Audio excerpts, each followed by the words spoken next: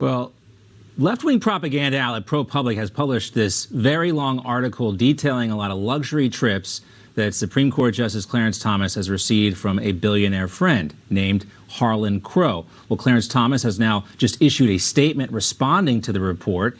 He explains, quote, Harlan and Kathy Crow are among our dearest friends, and we have been friends for over 25 years. Forget about the Bidens' $30 million house that they rented or were given access to on Nantucket over Thanksgiving, owned by David Rubenstein, another former Trump 2016 foreign policy advisor and Newsmax contributor George Papadopoulos, also with us, attorney and Republican strategist Erin Elmore. Now, George, ProPublica admits that Clarence Thomas did disclose a $19,000 Bible that was once owned by Frederick Douglass. Does this seem like a hit piece to you?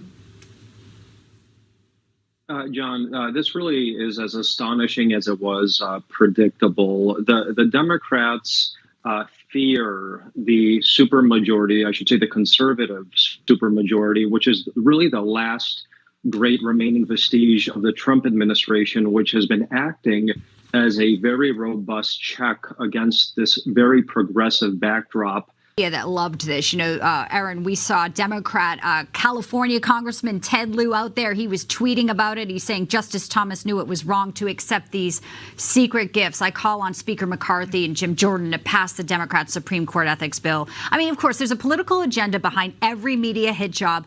AOC's coming out saying she wants to impeach Clarence Thomas. Well, then, of course, they can just pack the court, right? Well, what about AOC's trip to the Met Gala? I know that's being investigated. But seriously, there is such a double standard when it comes to Republicans and Democrats. And what it's starting to look like with what just happened with President Trump in New York with Alvin Bragg is that we are now prosecuting our political enemies. If you are a Republican, you will be prosecuted and persecuted. If you're a Democrat, it's sort of like, this is no big deal. And when you talk about Clarence Thomas, this is a friend for 25 years that he went on vacation with. This certainly doesn't reek of impropriety at all. And I say to Republicans, we need to start fighting fire with fire. DAs need to go out there and look into Democrats in their districts. Ted Lieu should be looked into now after he was tweeting about this. Honestly, enough is enough. They're going to fight dirty. I think it's time for us to fight back. And we should do that at the ballot box as well. With the early voting, then let's get out there and collect ballots just like the Democrats do. Let's go to nursing homes as well and help out. Because clearly whatever we're doing as Republicans is not working. Yeah. I like the way you put that, too.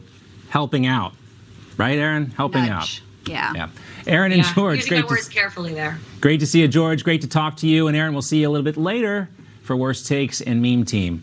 Showing its bias and twisted editorial slant, the Stormy Daniels piece drops the same day that Trump is arraigned. That was Tuesday. Of course, we know editor-in-chief Anna Wintour. As far as I've seen, I don't know about you guys, she usually doesn't feature adult film stars in her glossy. Vogue usually reserved for liberal elite. But let's make an exception, I guess, when it makes Trump look bad. Not once did First Lady Melania Trump, who is actually a model and very beautiful, ever get a cover or any worthwhile coverage. Republican First Ladies Laura Bush, Barbara Bush, Nancy Reagan also never got Vogue covers. Huh. Coincidence? I don't think so. I don't think so. Well, let's go to somebody else who may deserve a Vogue cover someday, our friend Erin Elmore. Let's talk a little bit more about Dylan Mulvaney's myriad of sponsors, Erin. I mean, my worst take of the week is all of these sponsors. And basically, Dylan Mulvaney is making fun of women. He is basically doing a caricature, we call it woman face, and impersonating us. With the Bud Light one in particular, he was like, there's this thing called March Madness, like the typical stereotype that women don't understand sports. And he's taking us back 10, 15, maybe even 20 or more years with all of this. And there are other sponsors that are jumping on the Dylan Mulvaney back, whatever you call it. What is it called? Why can't I think of that word? Bandwagon. We got it, yeah. That word. Because I'm so flustered over this. Rent the Runway, which is an amazing clothing rental service for women, is now using him as a spokesman. Well, she's also a binge drinker, too. 6 Bud Lights at one time. Not recommended. Matthew, real quickly. And a man in a sports bra. I never thought we'd live to see the day.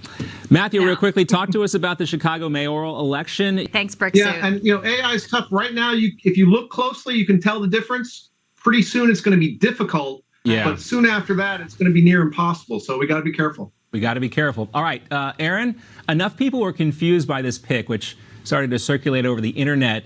We learned that Senator John Fetterman was heading back to work, that factcheck.org felt the need to weigh in. Turns out it's an old pic from 2019, but still, some people say they're just replacing Democrats with actors now. Excuse me, which brings us to your meme here, Erin. What do we got? If you go really far into Q territory, they say that these are all clones or something like that. So I found this on the internet from a website I read called Anti-Lawyer Crazy Days and Nights. That's a whole nother show, a whole nother day. But this was one of the memes someone posted. John Fetterman returning to work tomorrow, because a lot of people have been questioning his appearance. He was hospitalized for depression, and people say that this was an extraordinarily long hospitalization for such a disorder. So people were wondering what was really going on in there. Some people were saying, did he pass away? Did he get a heart transplant? Or are they giving him plastic surgery? So this is our new John Fetterman, and he's back on the job. Hey, he's looking good. He looks like a week off of Bali or something. He's some sort of fjord there, some sort of Swedish fjord. Anyway. I know. I want what he's having. I want that filter, right? Yes, yeah. Exactly. All right, Foldy, and try it one time. Can I leave you with one this weekend to fact check for me real quick? Okay, I'm going to take it down here, and go ahead. It's not hard you don't have to write anything down. I've been told that Stormy Daniels is younger than I am. She looks like she's had a hard life. We were saying that today, that the promo pictures for Stormy Daniels' interview don't really match up what you see in the interview. It happens. She looked good in Vogue, though. They do have a great team over there. So if you can get a layout in Vogue, can really... Maybe that was artificial intelligence. I guess you can put lipstick on a pig. Oh, top rope, Erin Elmore. Hey, Brick, this is what goes down every Friday here. Yes, Brick Suit, it's been great to have you here, and I look forward to seeing you in person the next time. I'm just running this guy to the airport sometimes. Yeah, Erin Elmore. Hopefully at the next rally, John. And Matthew Foldy, great to see you all. Take care, guys. Have a great Good Friday and a happy Easter. Thank you. Happy Easter. Thank you, guys. All right, a live look.